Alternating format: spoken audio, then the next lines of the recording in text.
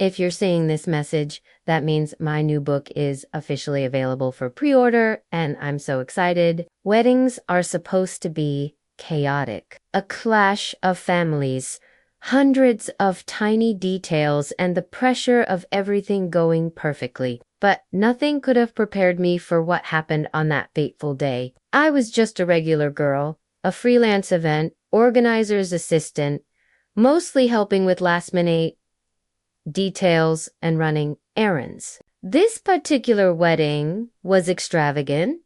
A millionaire's daughter was marrying into another wealthy family. Everything was dripping with gold, flowers, and luxury.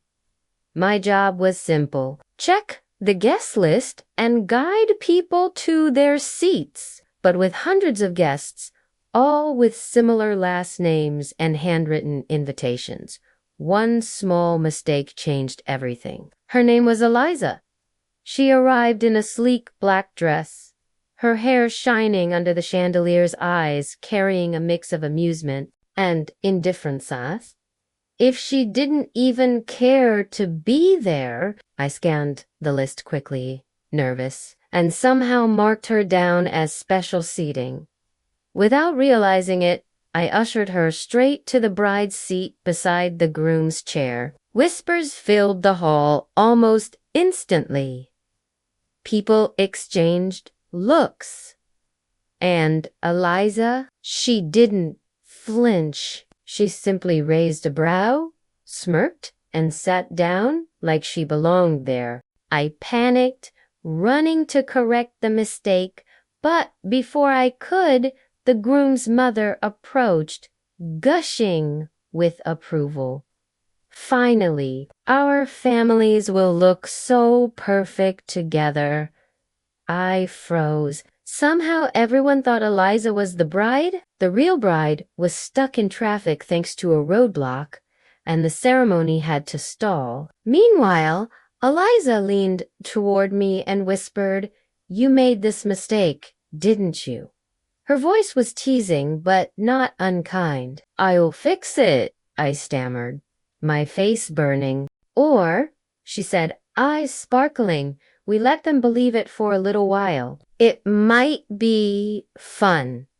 I couldn't believe what I was hearing, but Elisa seemed amused by the chaos, and against my better judgment, I let the charade continue. For the next hour, I hovered nervously, but Eliza handled herself with flawless charm. She toasted with champagne, exchanged polite words with relatives, and even danced with the groom's grandmother, who declared her the most elegant bride we've ever had. Somewhere in the madness, I found myself drawn to her confidence, her wit, the way she seemed utterly unfazed by the pressure of being mistaken for someone she wasn't. And every so often, her eyes would flick to mine across the room, making my stomach flip. When the real bride finally arrived, chaos erupted. The mistake was revealed, and I expected to be fired on the spot, but instead of anger, the Millionaire family laughed it off. "It's a wedding story we'll never forget," they said, brushing it aside. Eliza, however, wasn't done with me. As the night wound down, she sought me out in the corner where I was hiding in embarrassment. "So," she said, tilting her head, "you accidentally made me the bride for a day. Shouldn't you at least buy me coffee as an apology?" I stared at her, speechless. "You're not serious." "Oh, I'm very serious," she replied, her smile playful but eyes sincere. "I had more fun tonight than I expected. And it wasn't because of the champagne, it was because of you." I couldn't help but smile back. In that moment, I knew she was right. I was attracted to her boldness, her ability to turn a disaster into a night to remember, and maybe it was the lingering effects of adrenaline or the shared secret between us. But as I walked her home that night, I felt a connection that surprised me. We talked for hours, not about the wedding or the chaos we created, but about dreams, fears, and everything in between. By the end of the night, I realized I hadn't just orchestrated the biggest blunder of a lifetime. I had also stumbled into something extraordinary.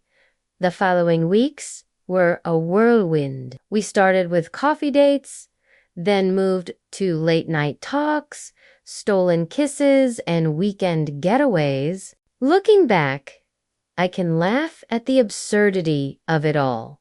The chaos, the confusion, and the joy that bloomed from a simple mistake. But amidst the laughter, there was something else, a deeper feeling that tugged at my heart. A part of me could unhelp but wonder what would have happened if I had made that mistake. Would I have met Eliza at all? Or if I had, would our paths have crossed in such a serendipitous way? Sometimes I tease her, calling her my mistaken bride, and she playfully threatens to make me walk the plank. But beneath the teasing, we both know that without that mistake, our lives would have taken a different path. Eliza wasn't just a wedding crasher. She became my best friend, my confidant, and the love of my life. There were moments when reality hit, when old habits resurfaced or insecurities threatened to pull me down. I questioned whether my happiness was truly in my grasp, or if it was all too good to last. There were times when the weight of our secret pressed down on me, whispering doubts in my ear. Could I really confess the truth to her without losing her? The fear of shattering the happiness we had built together loomed over me like a dark cloud. Then one evening, as we strolled through the park, hand in hand, the clouds parted. As if understanding my turmoil, Elisa stopped, turned to me, and whispered, "There's something I need to tell you." Relief washed over me.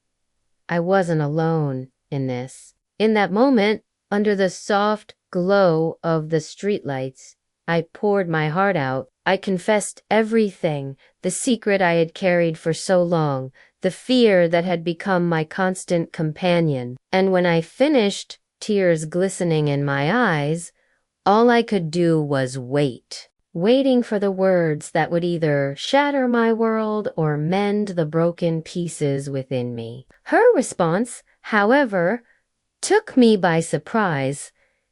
She didn't express anger or disappointment. Instead, her eyes, which had always held so much warmth and understanding, now glistened with tears of her own. She pulled me into the tightest hug I'd ever known, and in that embrace, I found solace. "I may not remember the bride," she murmured into my hair, her voice thick with emotion, "but I remember us, and that's all that matters."